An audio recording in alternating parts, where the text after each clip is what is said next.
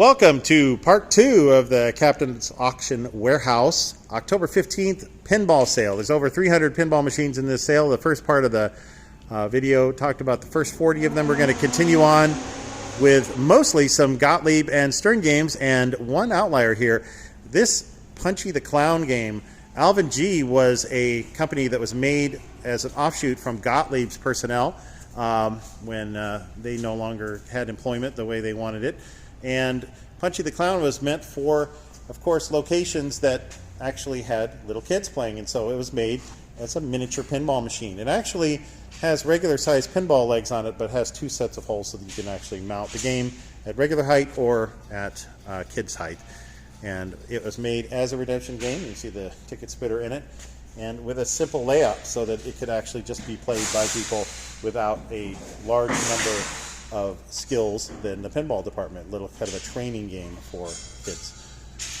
So here is the sequence of games that we're going to be hitting right now, and there's some amazing games in this series of solid state pinball machines, mostly Gottlieb System 1s and classic Sterns. So we get to see some fun stuff coming up here.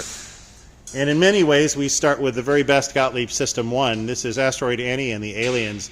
The very last Gottlieb System 1 pinball machine built when the company had some spare parts left over for System 1 games. They're making the transition to the next system, which they called System 80 or Star Series 80.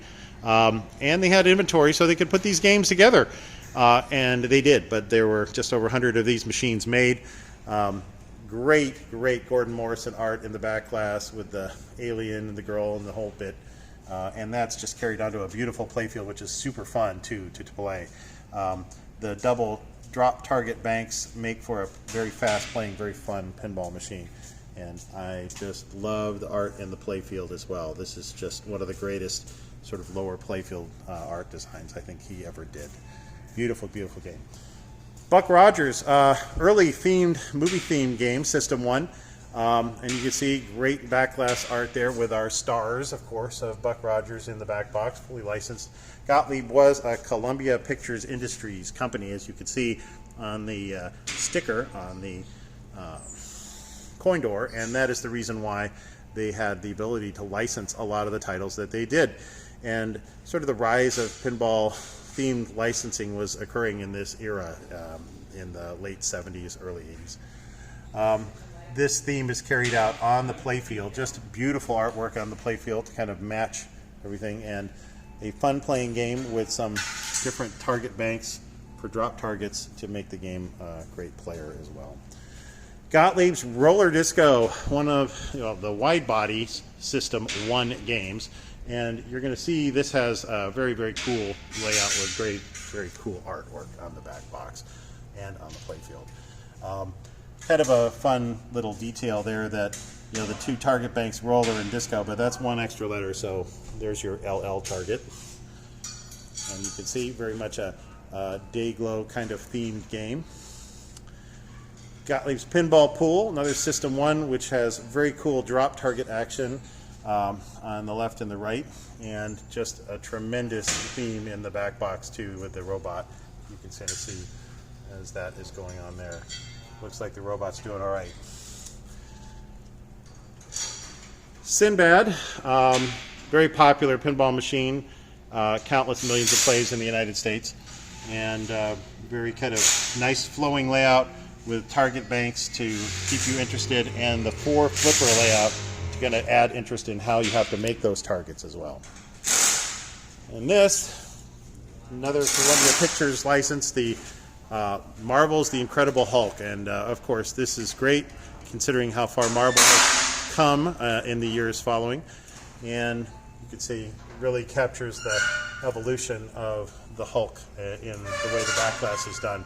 One of my very favorite themed pieces of pinball art from the earlier art theme. Even has a themed ball arch, which is not common in the System 1s. I'm not sure if any other System 1s had that up top, but if you know, you can let me know as well.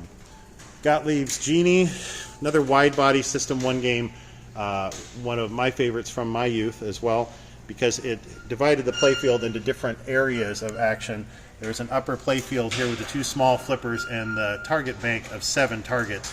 And this, combined with the great artwork, Gordon Morrison's absolutely beautiful execution of the artwork, and the Genie on the game, made this certainly a favorite for me as a young person playing the game. And lots of interesting kind of sub-playfield units for the ball to bounce around. The 2,000 point bumper, not exactly a frequent occurrence in these machines. Just a great pinball machine all the way around. Gottlieb's Solar Ride. To me, the best part of this game is probably that horse in the back box. There is no doubt. Just a great piece of art Gordon did there with that. As you can tell, I am a fan of his artwork. Those of you who heard me before know that that's true. And you can kind of see how that plays out on the playfield as well.